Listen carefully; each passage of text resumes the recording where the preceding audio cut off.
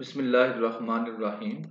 Assalamu alaikum. My name is Ali Raza and welcome to Pen Gravity. इस lecture के अंदर हम करेंगे जो टुडे डॉन न्यूज़पेपर है उसके एडिटोरियल का analysis with practice question and today is 16th of February 2024. जो नए स्टूडेंट्स हैं उनके लिए पुराने स्टूडेंट्स को तो आइडिया है और नए स्टूडेंट्स को बता दूं कि ये जो हमारा लेक्चर होता है इसके अंदर हम फोकस करते हैं इंग्लिश ऐसे पर, करंट अफेयर पर, पाकिस्तान अफेयर्स पर, सोशल साइंसेज के जो आपके ऑप्शनल सब्जेक्ट्स हैं उनके कुछ जनरल कैटेगरीज के जो आपके एरियाज हैं वो कवर हो जाते हैं। क्रिटिकल अप्रोच आपकी डेवलप की जाती है और आर्गूमेंट बिल्डिंग अप्रोच के ऊपर वर्क किया जाता है। तो इस असल में किया क्या जाता है कि ये जिस तरह आपका टुडे जो डॉन न्यूज़पेपर है उसके एडिटोरियल्स और ओपिनियन वाला सेक्शन है और इस लेक्चर के अंदर मैं डिस्कस करूंगा 1, 2 एंड 3। ये तीन एडिटोरियल्स आपके साथ इस लेक्चर के अंदर डिस्कस करूंगा और इस डाटे के अंदर से जो कॉम्पिटिटिव एग्जाम से रेलिवेंट डाटा होगा वो आपके साथ डिस्कस किया जाएगा और साथ में जो मेन आइडिया है वो आपको कन्वे कर दिया जाएगा। बाकी ये वाला सेक्शन रह गया आपका जिसको हम लोग जो है ओपिनियन वाला सेक्शन कहते हैं। इसके अंदर भी 4 ओपिनियन डेली बेसिस के ऊपर होते हैं जिनको हम एक किस्म का मिनी ऐसे भी कह सकते हैं। और ये वाला जो सेक्शन है ये 2023 तक फ्री ऑफ कॉस्ट आपको जो है इसके लेक्चर्स जो हैं वो यूट्यूब चैनल पर अवेलेबल हैं। और अब अगर आपने ये आपको ये लेक्चर रिक्वायर्ड है तो आप इस नंबर पर व्हाट्सअप कर सकते हैं और रजिस्ट्रेशन करवा सकते हैं। रजिस्ट्रेशन की फीस जो है वो बहुत ही लो रखी गई है, less than the price of a newspaper रखी गई है।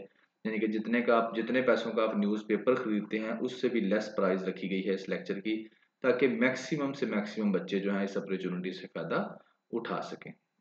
बाकी रहा जी ये इस जो लेक्चर है ये वाला टुडे, इसका जो पीडीएफ है वो और टुडे जो डॉन न्यूज़पेपर है उसका पीडीएफ आपको डिस्क्रिप्शन के अंदर मिल जाएगा, आप वहां से डाउनलोड कर सकते हैं।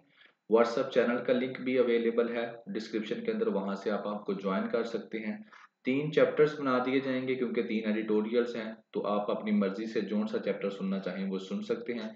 कोई भी क्वेश्चन हो आप कमेंट सेक्शन के अंदर पूछ सकते हैं and be a part of pen family. आप लोगों ने कमेंट जरूर करना है, अपना फीडबैक देना है और एक ये छोटा सा क्वेश्चन है आपके लिए, इसका आप लोगों ने आंसर भी देना है। America's cup is associated with sports, कौन सी खेल है जिसके अंदर अमेरिका कप जो है उसके साथ एसोसिएट है, ये आप लोगों ने रिप्लाई देना है। ये क्वेश्चन कई दफा जो है पूछा भी जा चुका है, खास तौर पर आपके जो 1 पेपर एमसीक्यू एग्जाम्स होते हैं उसके अंदर। फर्स्ट जी, all man's all the king's man. इसके अंदर इस पूरे के पूरे जो ओपिनियन का क्रक्स है जो इसके अंदर बात करता है, इस एडिटोरियल के अंदर इस एडिटोरियल के अंदर बात की जाएगी पाकिस्तान की जो पॉलिटिकल पार्टीज हैं उनकी। तो उसमें वो कहता है किंग्स पार्टी है पाकिस्तान के अंदर, एक हिस्ट्री है जिसके अंदर किंग्स पार्टीज क्या है ये मैं आपको बाद में बताता हूँ। तो किंग्स पार्टीज हैं पाकिस्तान के अंदर, ठीक है। और इन्हीं किंग पार्टीज में से कुछ पार्टीज जो है वो मेच्योर हो चुकी हैं, तो और अब वो कुछ अपनी मर्जी कर लेती हैं और वो दूसरी पार्टीज हैं। तो वो कहता है कि पाकिस्तान का जो पॉलिटिकल क्राइसिस चल रहे हैं, जो पाकिस्तान की जो कहने के डेमोक्रेसी के पर्सपेक्टिव में डेमोक्रेसी पाकिस्तान के अंदर अगर स्ट्रॉन्ग नहीं हो पा रही तो उसकी एक वजह ये किंग्स पार्टीज भी हैं जो पाकिस्तान की डेमोक्रेसी को स्ट्रॉन्ग नहीं होने दी जा रही, ठीक है। तो पॉलिटिकल पार्टीज के ऊपर बेसिकली ये एडिटोरियल लिखा जा रहा है। तो पहले तो किंग्स पार्टीज क्या होती हैं, पहले ये कंसेप्ट आप समझ लें। इसमें वो कहता है कि political parties believe to have been created and nurtured by unelected forces. कोई भी पॉलिटिकल पार्टी जनाब जो पाकिस्तान के अंदर, ये आपको पता डिक्टेटर्स हैं, मुशर्रफ साहब हैं, जिया हैं या हैं, अयूब साहब हैं, तो इन्होंने जो भी पॉलिटिकल पार्टीज पाकिस्तान के अंदर बनाई या ऐसी पॉलिटिकल पार्टीज जो पाकिस्तान के अंदर बनी लेकिन इन बंदों ने इनको सपोर्ट किया, यानी कि मिलिट्री पाकिस्तान की जो है उसने क्या किया, उनको सपोर्ट किया अपने पर्सनल बेनिफिट्स के लिए, यानी कि अपने मफादात के लिए, अपने मफादात के लिए चलाया, अपनी आइडियोलॉजी के लिए जो है इनको सपोर्ट करती रही। और तो इन पॉलिटिकल पार्टीज को हम कहते हैं किंग्स पार्टीज, किंग्स की पार्टीज, बादशाहों की पार्टीज। तो यहाँ पर जो किंग्स हैं वो आपकी आर्मी है, आपकी मिलिट्री है, एस्टेब्लिशमेंट है, ठीक है ना। तो इनके बारे में वो बात करता है कि ऐसी जो अनइलेक्टेड फोर्सेस जो हैं उन्होंने क्या किया हो, उनको नर्चर किया हो। उन अनइलेक्टेड फोर्सेस में अल्टीमेटली यही फोर्स पाकिस्तान के अंदर एक्टिव है और इनकी एक हिस्ट्री है पाकिस्तान के अंदर, ठीक है। यहां तक हो गया किंग्स पार्टीज का कंसेप्ट। आगे वो कहता है कि इस साल 2018 के जो इलेक्शंस हुए हैं इसमें ये जो कंसेप्ट है ना किंग्स पार्टीज वाला, इसके मुताबिक प्रिडिक्शंस नहीं हुई, लेकिन जैसे पहले ये होता था कि ये जो पार्टी बनाई है ना इसको जो है पाकिस्तान की आर्मी सपोर्ट कर रही है तो अल्टीमेटली वो जीतेगी। लेकिन इस दफा ऐसा नहीं हुआ। जैसे कि वो एग्जांपल देता है इस्तेहकाम में पाकिस्तान पार्टी जहांगीर तरीन खान साहब की, तो यही था इन्होंने बनाई है, लेकिन वो सिर्फ 2 सीटें आई थिंक सो जीत सकी है और जहांगीर तरीन खान साहब ने जो है सियासत भी छोड़ दी है, तो प्रिडिक्शंस गलत होगी। इसी तरह अवामी पार्टी जो बलूचिस्तान की है उसके ऊपर भी यही प्रिडिक्शंस थी, तो वो भी गलत साबित हुई। तो इसी तरह वो कहता है कि मुस्लिम लीग बाद में वो अभी ये प्रिडिक्शंस गलत हो गई, यहाँ तक वो बात करने के बाद वो कहता है कि हिस्ट्री के अंदर मुस्लिम लीग जो था अयूब खान और जिया साहब जो थे उनकी सपोर्ट रही इसको। पाकिस्तान मुस्लिम लीग काफ जो कि 2002 में आपको पता है मुशर्रफ साहब ने बनाई और इसके ज्यादातर बंदे जो थे मुस्लिम लीग से ही लिए गए थे, ठीक है।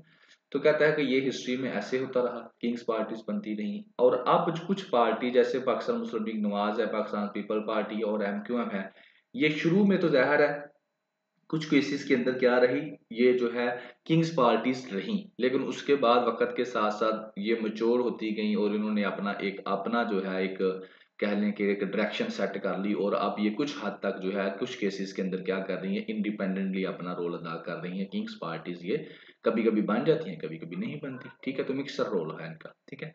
तो आगे जो मेन बात वो करना चाहता है वो ये है, कहता है कि अगर आप पाकिस्तान का जो पॉलिटिकल क्राइसिस है, पाकिस्तान को पॉलिटिकल क्राइसिस से सेफ बचाना चाहते हैं तो इसका सिर्फ एक ही रास्ता है और वो रास्ता ये है कि जो पाकिस्तान के लोग हैं ना वो अपने रिप्रेजेंटेटिव्स जो हैं वो चूज करें वोट की ताकत के कि किसने जो है पाकिस्तान का लीडर बनना है, ना कि जो है अनइलेक्टेड फोर्सेस जो हैं वो चूज करें। जब तक वो कहता है ये किंग्स पार्टीज बनती रहेंगी, अनइलेक्टेड फोर्सेस जो हैं वो उनकी उनको क्या होगी सपोर्ट हासिल होगी, तब तक पाकिस्तान के अंदर ये जो पॉलिटिकल क्राइसिस है तब तक खत्म नहीं हो सकती। ये पॉलिटिकल क्राइसिस तो उसी वक्त खत्म हो सकते हैं जब पाकिस्तान के अंदर जो है एक लोगों को ये जो है ताकत मिले कि वो अपने रिप्रेजेंटेटिव्स को क्या कर सकेंगे, चूज कर सकेंगे, फिर ही पाकिस्तान में ये खत्म होगी बात पॉलिटिकल क्राइसिस। तो यही पेपर पर्सपेक्टिव में बात है, डेमोक्रेसी आपका मेन है, पॉलिटिकल क्राइसिस पाकिस्तान के अंदर है, पॉलिटिकल इंस्टेबिलिटी है और उसकी वजह यही है किंग्स पार्टीज की जो गेम है वो है।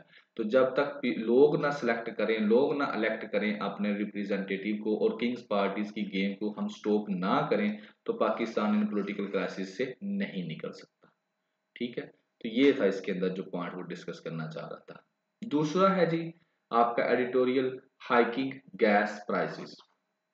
अब ये क्या है, गैस की कीमत कहता है बढ़ा दी है, वो इसके अंदर डिस्कस करेगा। और उस गैस की कीमत जो बढ़ाई है, जो आप लोग गैस घरों में यूज करते हैं नेचुरल गैस, तो उसकी जो कीमत बढ़ाई है वो इकोनॉमी के पर्सपेक्टिव में डिस्कस करेगा, IMF के, और इन्फ्लेशन भी इसके साथ साथ हो जाएगी किस तरह से, यानी कि ये क्यों बढ़ाई है, किस वजह से बढ़ाई है, कहाँ पे इसका नेगेटिव इम्पैक्ट होगा, तो ये सारी वो चीजें इसके अंदर डिस्कस करता है। वो कहता है कि गैस की जो प्राइस है वो 45% जो है अभी गवर्नमेंट ने बढ़ा दी है। और क्यों बढ़ाई है, ताकि वो ₹242 बिलियन जो है वो लोगों से क्या कर सके, रिकवर कर सके। अब ये क्यों रिकवर करने हैं, तो बेसिकली ये रिकवर इसलिए करने हैं क्योंकि जो हमें टारगेट दिया गया था उसको पूरा करना है कि आपका जो बजट है वो यहाँ तक आना चाहिए। तो वो टारगेट किसने दिया था, IMF ने दिया था। IMF से जब हमने IMF प्रोग्राम के थ्रू हमने $3 बिलियन के जब उनके साथ हमने मुआहदा किया तो उन्होंने फिर हमें बताया कि इतने पैसे आपने कहाँ से इकट्ठे करने हैं, इतने कहाँ से इकट्ठे करने हैं। तो बहरहाल इसमें डीपली नहीं जाऊंगा इसके अंदर, तो आपने बस सादा सा के IMF के प्रोग्राम की कुछ शराइत थी जिनको फुलफिल करने के लिए हमें फिर ये जो है, या और तो कहीं से हम पैसा इकट्ठा कर नहीं सके तो हमने फिर यहाँ से इकट्ठा कर लिया, ठीक है। अब इसके अंदर एक बात तो ये होगी, दूसरी बात ये है कि जनाब यदि यूनिफॉर्म गैस रेट सबके लिए एक जैसा रेट जो है वो कहता फिक्स किया जाएगा। फर्टिलाइजर कंपनीज जो है उनको जो पहले सब्सिडीज दी जा रही थी वो खत्म की जाएंगी, लेकिन यहाँ पर भी जो टेक्सटाइल इंडस्ट्री है उसकी सब्सिडी उसको जो है थोड़ा कम प्राइसेस के ऊपर जो है क्या की जाएगी, गैस दी जाएगी। क्यों, क्योंकि अगर हम उनको ज्यादा प्राइसेस के ऊपर एक्सपेंसिव गैस देंगे तो हमारी जो टेक्सटाइल की एक्सपोर्ट है वो अफेक्ट हो सकती है। दूसरी चीज, आगे जी तीसरी चीज के अंदर वो बात करता है कि आईएमएफ से अगर जो है टाइमली आप लोगों ने जो आखिरी किस्त है डॉलर 1.2 बिलियन की वो लेनी है, तो जो कि इसलिए फिर हमने ये काम किया है, ऊपर वाला प्राइजेस बढ़ाई है ताकि आईएमएफ के प्रोग्राम के जो गोल्स हैं उनको हम फिलफिल कर सकें, और उनको हम फिलफिल करेंगे तो ही फिर आईएमएफ ने जो हमें $3 बिलियन का ये वाला हमारे साथ वादा किया था उसकी आखिरी किस्त जो कि अप्रैल के अंदर हमको मार्च अप्रैल में मिल जानी है, वो है डॉलर 1.2 बिलियन रुपीस, और ये उसी वक्त मुमकिन है जब हम उसके प्रोग्राम के मुताबिक चलेंगे। तो यहाँ तक तो हमने पैसे ले लिए। अब वो कहता है कि जो नई गवर्नमेंट आने वाली है वो क्या करेगी, उसको फिर दोबारा आईएमएफ के साथ जो है चलना है, एक बड़ा और लॉन्गर टाइम और bigger time IMF bail out package लेना है, क्योंकि हमारे पास जो है कर्जा देने किस्त देने के लिए पैसे नहीं है, तो हमें फिर आईएमएफ से पैसे लेने पड़ेंगे। तो अल्टीमेटली ये एक ही रास्ता है ताकि हम पाकिस्तान को डिफॉल्ट होने से बचा सकें, और ये क्या है नई गवर्नमेंट के लिए चैलेंज है।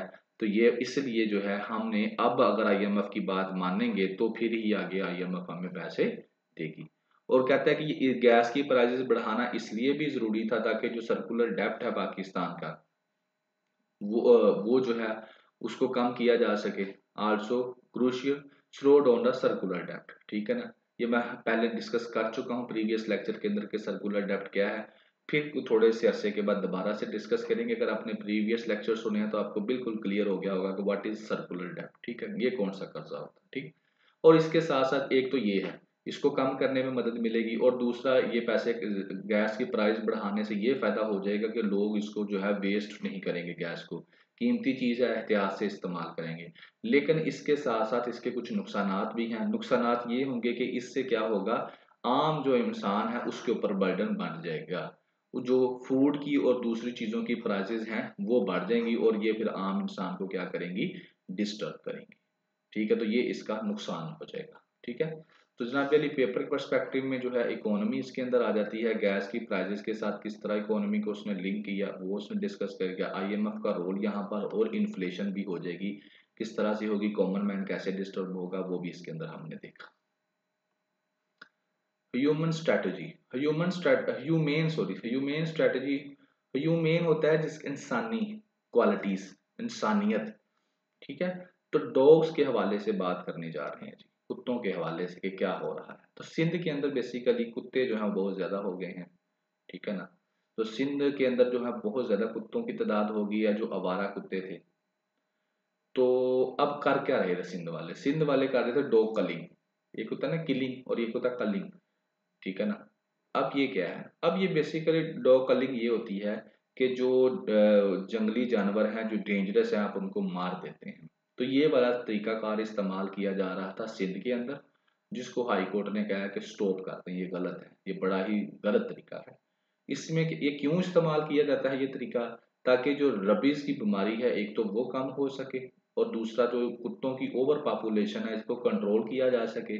जब पॉपुलेशन कम होगी तो फिर ये रबीज की जो बीमारी है जो ये अटैक कम करेगी लोगों के ऊपर, क्योंकि ये कुत्ते के काटने से जो है ये एक रबीज एक वायरस है जो कुत्ते के काटने से इंसान के जिस्म में दाखिल हो जाता है, और इंसान का जो नर्वस सिस्टम है उसको क्या करता है, डिस्टर्ब करता है। पहले ये कुत्ते के अंदर शामिल होता है मैमल से किसी काटने से, तो कुत्ते का भी नर्वस सिस्टम ये तबाह कर देता है, तो जिसको हम फिर कुत्ते को हम कहते हैं पागल हो गया, हल्का कुत्ता जिसको हम पंजाबी में कहते हैं हल्का हो गया, ठीक है।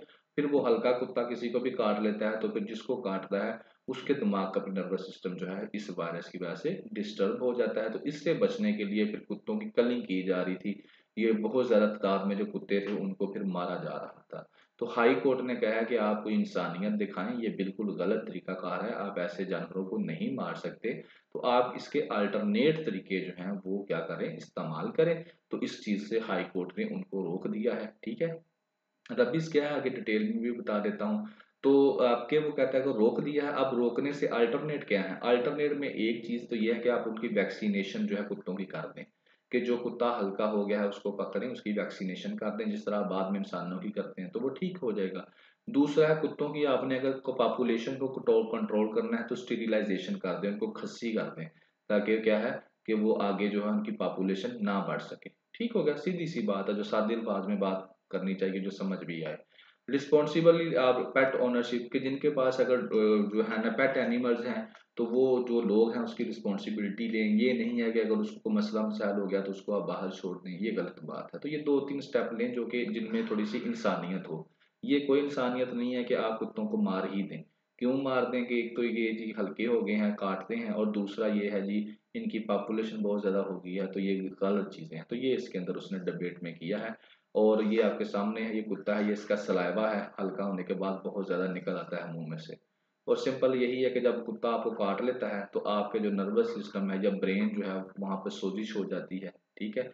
वो आपका डिस्टर्ब होता है, यानी कि जिस तरह से ये डॉग आप देख रहे हैं, पिक्चर्स से दिखाने का मकसद है कि आपके पास आइडिया चला जाए। तो ये कुत्ता जो है यहाँ से काटता है, उसके बाद फिर ये आगे जाके नर्वस सिस्टम के ऊपर क्या करता है, रबीज वायरस जो है ये अटैक करता है, और इसके अंदर फिर यही है, आपको खांसी हो जाती है, उल्टियाँ आती हैं, बुखार हो जाता है, इस तरह की एक्टिविटीज होती हैं, और आपकी बाद में डेथ भी हो सकती है अगर आपको वैक्सीनेशन ना दी जाए। तो पेपर पर्सपेक्टिव में अगर इसको मैं लेकर जाऊं तो अल्टीमेटली सोसाइटी है हमारा, एक सोशल इशू है ये, और सोशल इश्यूज के अंदर ये एनिमल्स हैं कि एनिमल्स के साथ भी हमें जो है एक इंसानों वाला रवैया अख्तियार करना चाहिए, और यही एक अच्छी सोसाइटी की क्या होती है, पहचान होती है, ठीक है। और इसके अलावा और कुछ नहीं था। ये रहा जी आपका जो टू डे एडिटोरियल का सेक्शन था, इसके अंदर हमने मुख्तलिफ एडिटोरियल जो थे उनको डिस्कस किया। एंड इंशाल्लाह अगर ज़िंदगी रही तो नेक्स्ट लेक्चर में फिर आप नेक्स्ट लेक्चर के साथ हाज़िर होऊंगा। तब तक दुआओं में याद रखिएगा। अल्लाह हाफिज़।